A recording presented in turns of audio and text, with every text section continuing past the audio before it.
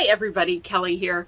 Today's topic and the most recent podcast episode too is what's your communication style? So let me paint a scene for you. My colleague Ray Jackson, who now owns Career Bloom Consulting, he and I used to work together at the same company, and for a while we got to share a cubicle space. We sat about 4 or 5 feet apart from each other with no divider wall, nothing separating us at all. Now, Ray is a deep thinking type. He takes his time doing research. He sits and he ponders and he reads and he brainstorms and he processes his ideas by letting them percolate in sequential order in his mind. Now, I, on the other hand, am a talker. I enjoy bouncing ideas off of people. My brain kind of skips from one thing to the next thing quickly and connecting lots of ideas together. And even when I'm by myself, I think best by talking out loud. So I'm actually going to have a hard time when we're not wearing masks anymore because I've gotten really used to talking to myself inside my mask while I'm out in public. Now, imagine Ray and I are working on the same projects. He's researching, he's reading, he's pondering, and I'm sitting 5 feet away, turning in my chair and interrupting him every 3 minutes with an idea I just had that I need to get his opinion on right at that moment. So poor Ray, he wore his earbuds a lot, and I honestly think he wasn't actually listening to anything. I think he was just trying to get me to stop talking at him all the time. I don't know if any of you have ever had this situation where you've had to come up with a coping mechanism to deal with somebody who communicates differently than you.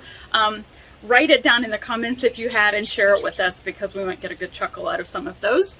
But the thing is, Ray and I really valued each other as coworkers, and we needed to be able to communicate well together. Letting that bad communication fester only causes drama and suffering in the long run. I'm looking at you, Supernatural.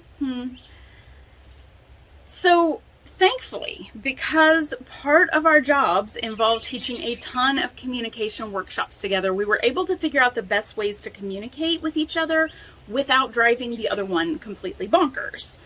We ended up building on each other's strengths. We made time and space for each other's preferences, and we found out that our communication differences actually made us really effective as a team, maybe even more so than we would have been individually. He started coming to me when he needed to brainstorm new ideas. I came to him when I needed to kind of talk through and structure my ideas out loud. He learned to tolerate some interruptions from time to time because they were going to happen, and I learned to write down anything I wanted to ask him and save them up until he was able to chat and had his earbuds out. So I'm not going to tell you here what our communication styles are, but you can listen to the most recent podcast episode, What's Your Communication Style? You'll probably be able to figure it out. But more importantly, you can figure out your own preferences for communicating and how you can build better communication with the people around you. So I know we've got a lot of great communicators listening to this and watching the video. Let me know what you have done to figure out how to best communicate with others. Please don't leave me hanging and just talking to myself out in the void here.